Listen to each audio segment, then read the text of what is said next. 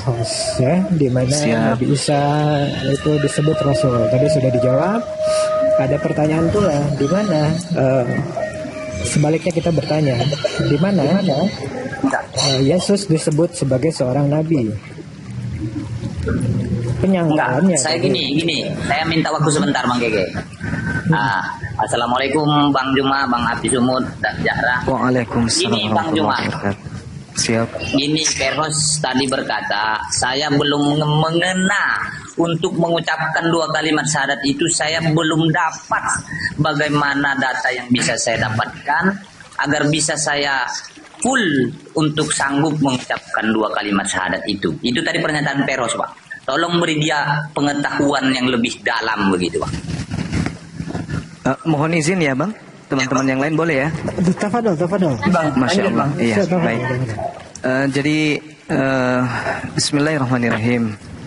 Banyak kesaksian-kesaksian dari teman-teman Kristen dan juga para murtadin terkait dengan siapa Yesus ini. Tapi kesaksian itu semuanya tak ada artinya. Kenapa tak ada artinya? Karena Yesus ini bukan benda mati. Yesus adalah manusia. Kalaupun dikatakan oleh saudara Kristen dia adalah inkarnasi, dia adalah jelmaan.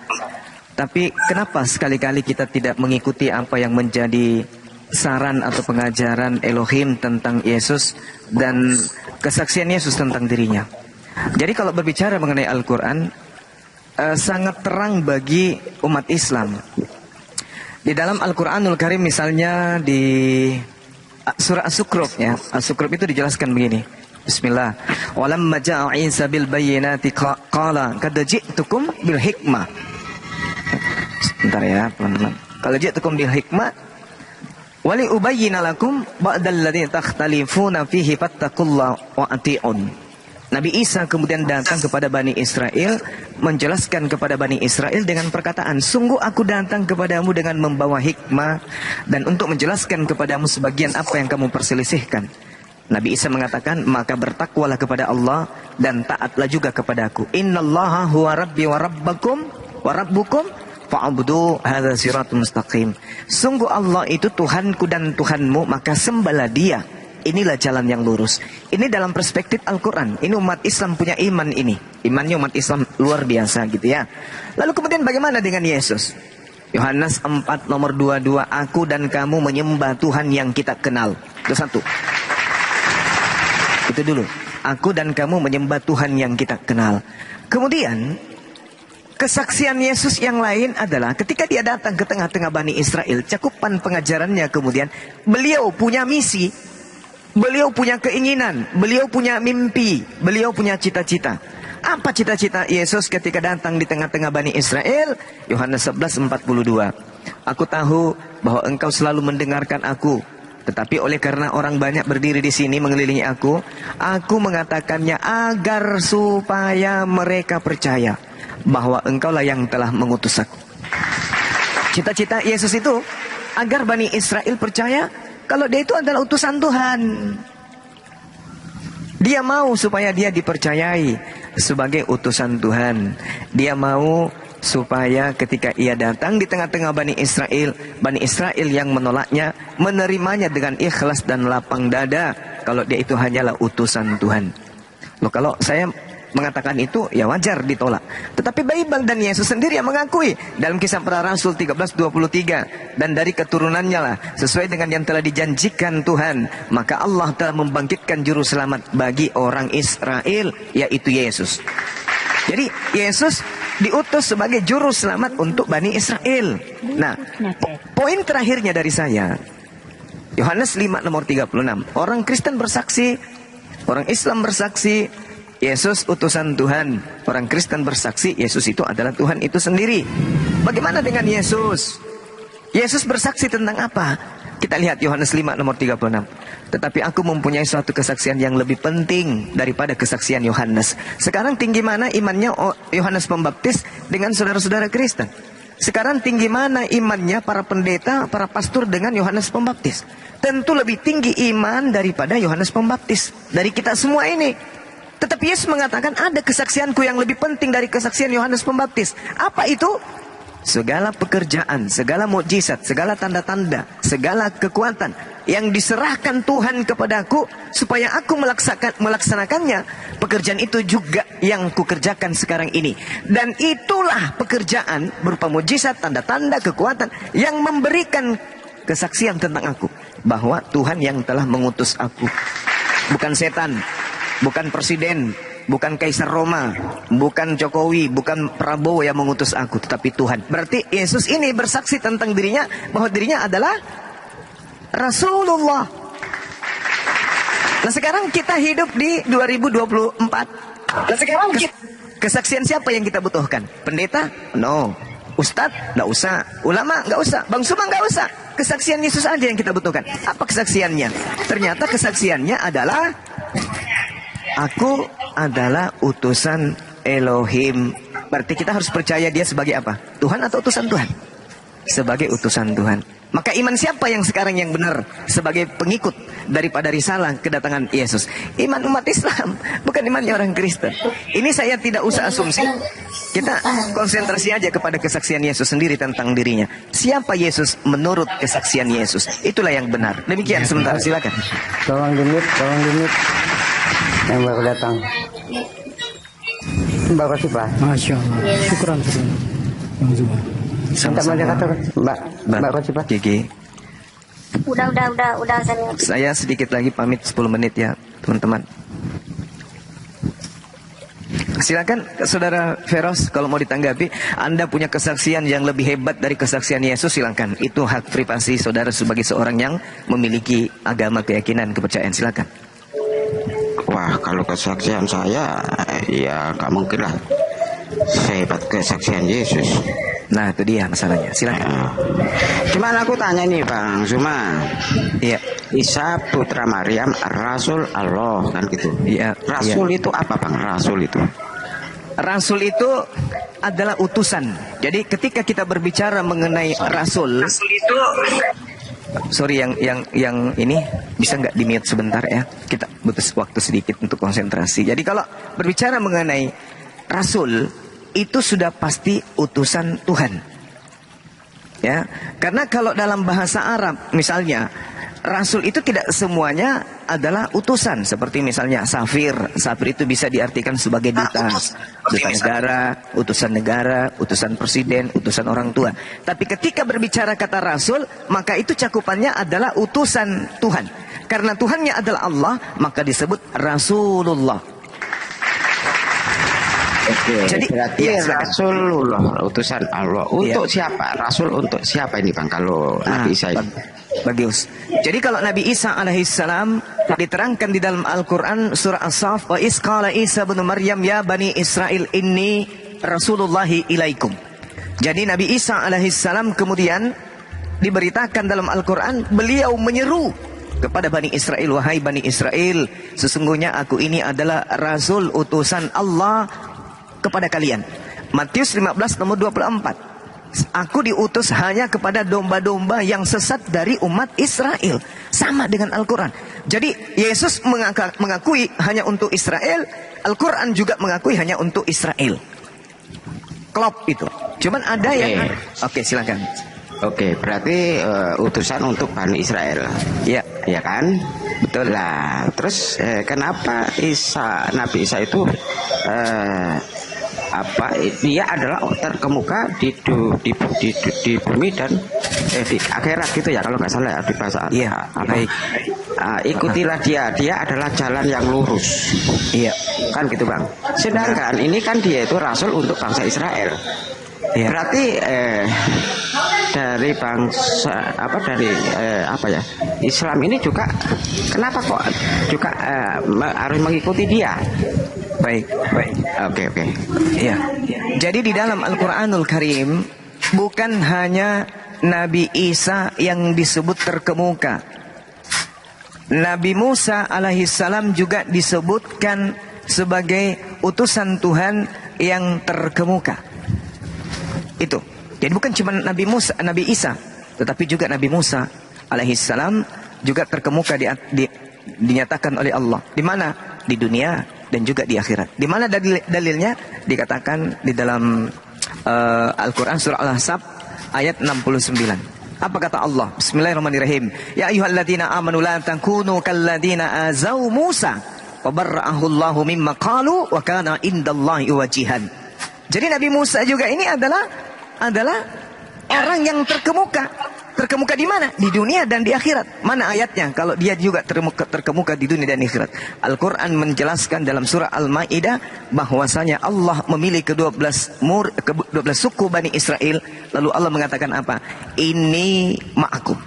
Berarti Nabi Musa bersama dengan kaumnya yang beriman kepada Allah itu sama-sama dengan Allah, baik di dunia maupun di akhirat. Walaqad anzalallahu mitsaqa bani Israil wa ba'atsna minhum 12 naqiban wa qala Allahu inni ma'akum. Berarti bukan cuma Nabi Isa. Nah, kenapa Nabi Isa dikatakan terkemuka? Terkemuka itu artinya apa? Terkenal. Nabi Musa terkenal. Di dunia terkenal, siapapun mau di luar Islam, di luar Yahudi, di luar Kristen, mereka mengenal Nabi Musa. Orang Hindu kenal Nabi Musa, orang ateis kenal Nabi Musa. Karena kenapa? Tuhan sudah menggelarkan beliau wajihan. Nabi Isa terkenal di akhirat, kenapa? Karena satu-satunya nabi yang dikenal di padang mahsyar nanti, yang tersohor dan terkenal di padang mahsyar pada saat kita dikumpulkan adalah Nabi Isa. Kenapa? Karena satu-satunya nabi yang akan dihakimi oleh Allah di depan seluruh umat manusia. Mulai dari Nabi Adam sampai manusia terakhir, Nabi Isa tampil di depan sebagai terdakwa. Wa isqalallahu ya Isa bin Maryam, anta qulta linnas. Wahai Nabi Isa, sabar Bang. Wahai Nabi Isa, 30 detik. Wahai Nabi Isa, apakah engkau yang mengajarkan orang-orang Kristen menuhankan dirimu, menjadikan dirimu Tuhan selain daripada aku? Nabi Isa. Lalu Nabi Isa kemudian mengatakan, qala subhanaka ma yakunu li an aqula ma laysa li bihaqqa. Wahai Tuhanku, tidaklah mungkin aku mengatakan sesuatu yang bukan hakku untuk aku katakan kepada mereka orang-orang Nasrani ini, orang-orang Kristen ini. Aku mengajarkan kepada mereka, ma qultu lahum illa ma amartani bi ani abdullah rabbi wa rabbakum. Yohanes 4 nomor 22. Sembahlah Allah yang kita kenal, Tuhan yang kita sembah, yaitu Tuhanku dan Tuhanmu.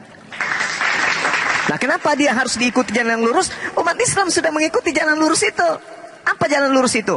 Ya Bani Israel, inni Rasulullahi ilaikum. Ya Bani Israel, aku ini adalah Rasul.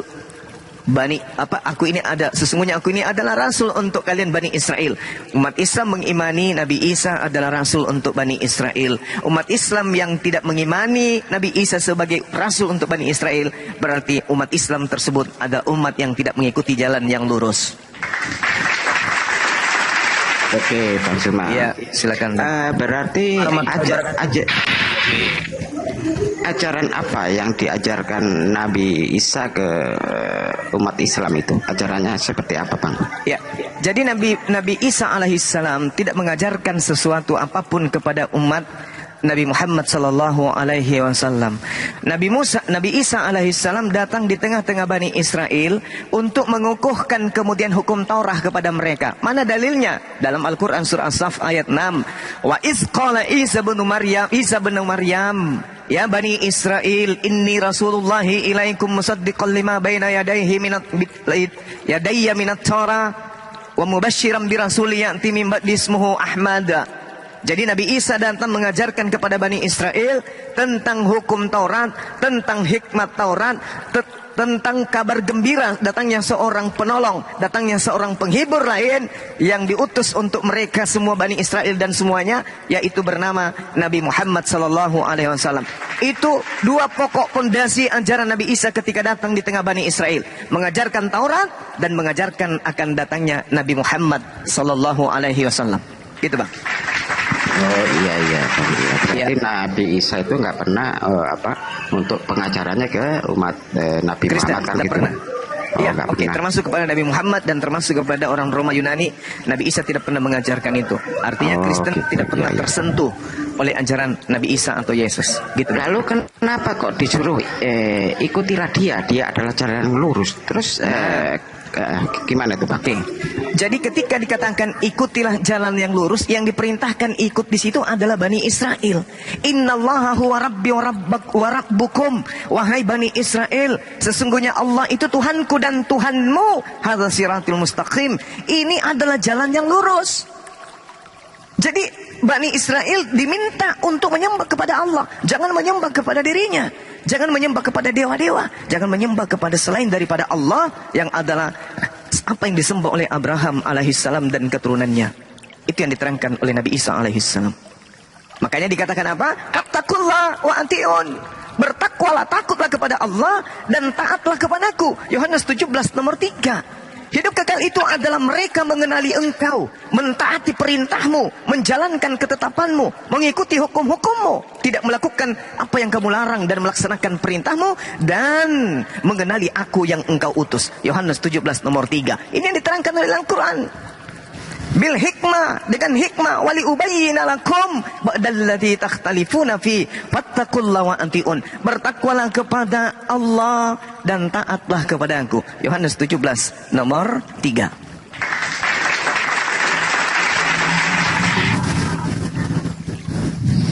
Ada lagi, Bang? Sebelum saya pamit ibadah. Kalau ini Brautos ini si siapa namanya, Petrum ini hanya baca Latin dia itu, tidak ngerti Quran dia, tapi sok tahu karena dia hanya modal terjemahan yang dilepaskan dengan lafaz bahasa Latin. Dia murid saya dari sejak di WA, tidak pernah sehat sampai sekarang. Oh gitu ya Bang. Iya. Assalamualaikum Guru Ndajuma. Waalaikumsalam warahmatullahi wabarakatuh. Adinda, Allah, guru saya Diansa, silakan. Lanjut Guru Nda. Silakan Saudara Feros, mungkin ada pertanyaan lagi sebelum saya tadi pamit. sudah dijelaskan, jadi saya sudah tahu kalau Nabi Isa itu hanya untuk bangsa Israel, bukan untuk kaumnya Nabi Muhammad, ya kan? Iya. Lalu mengimani tentang Taurat dan Injil, ini aku yang belum paham itu, Pak. Ya, Mengimani kitab-kitab sebelumnya, kan gitu, Bang. ya. Lalu untuk apa diimani, Bang? Sedangkan Nabi Isa itu kan hanya untuk bangsa Israel, Bang. Bagus. Ini pertanyaan yang Kenapa sangat harus baik. diimani? Iya. Jadi kami beriman. Seperti yang diterangkan kemudian di dalam Al-Quran surah Al-A'raf, Allah Subhanahu wa taala menyeru kepada Nabi Musa alaihissalam agar kemudian Nabi Musa meneguhkan hukum Taurat itu kepada kaumnya Bani Israel. Apa kata Allah? Di situ dikatakan Bismillahirrahmanirrahim, wa katabna lahu fil alwah min kulli syai' mau'idatan wa tafsila likulli syai' fahusha biquwwah wa'mur qaumaka ya'khuzu bi ahsaniha sa'urikum daral fasiqin. Dan kami kemudian menuliskan Taurat untuk Musa, segala sesuatu sebagai pelajaran dan penjelasan untuk segala hal. Maka kami perintahkan kepada Nabi Musa, berpegang teguhlah kepada Tauratku dan suruhlah umatmu berpegang teguh kepadanya dengan sebaik-baiknya. Jadi iman kami kepada Taurat adalah bahwa Nabi Musa diberikan aturan main berupa hukum Taurat untuk dirinya dan untuk kaumnya, saudara kita Bani Israel. Itu iman kita umat Islam. Hukum Taurat itu kita imani sebagai hukum untuk Bani Israel. Bukan kita mengambil terjemahan Taurat, kita tempelkan di Al-Quran, lalu kita mengaku-ngaku kita ini adalah Yahudi rohani, Israel rohani. Enggak. Tetapi kita dudukkan hukum Taurat adalah hal yang harus kita imani sebagai tolak ukur keberagamaan orang Yahudi dengan hukum yang muncul kemudian di Gunung Sinai yang diberikan oleh Allah kepada Nabi Musa sebagai panduan hidup. Begitu juga Injil. Jadi Injil bukan Bible. Injil itu bukan Evangelion, bukan tulisan-tulisan yang dihasilkan, dinarasikan berdasarkan hasil penyelidikan. Tidak. Tapi Injil diterangkan kemudian dalam Yohanes 17 nomor 8. Segala firman yang engkau berikan kepadaku telah aku sampaikan kepada mereka, dan mereka percaya bahwa engkaulah yang telah mengutus aku. Segala firman, segala ucapan, segala sabda, segala hikmat yang Yesus uraikan sebagai kisi-kisi kurikulum pengajaran kepada Bani Israel, itulah yang disebut Injil. Bukan Bible. Evangelion itu hasil tulisan orang-orang. Tapi yang dimaksud dengan Injil, segala perkataan Nabi Isa alaihissalam yang diberikan kemudian oleh Allah kepada Bani Israel melalui beliau. Segala firman yang kau berikan telah aku sampaikan kepada mereka. Mereka telah menerimanya dan mereka percaya bahwa engkaulah yang telah mengutus aku. Berarti Injil itu muatannya adalah Nabi Isa adalah utusan Allah kepada Bani Israel. Nah, kami beriman bahwa hikmat Injil yang datang kepada kepada Nabi Isa itu hanya untuk Bani Israel saja. Inni Abdullah ataniyal kitaba wa ja'alani nabiyan. Wahai Bani Israel, sesungguhnya aku ini adalah hamba Allah yang diberikan ketetapan berupa hikmat Injil dan diberikan hikmat kenabian kepadaku. Itu yang disampaikan Nabi Isa kepada Bani Israel. Silakan. Iya. Terima kasih Bang Suma. Ya kan Bang Suma Sama-sama, mau sembahyang kayaknya. Iya, Nah, saya Bang ibadah sembahyang. dulu sahabat-sahabat Ibadah sekalian. dulu. Insyaallah kurang lebih 5-10 Iya. menit.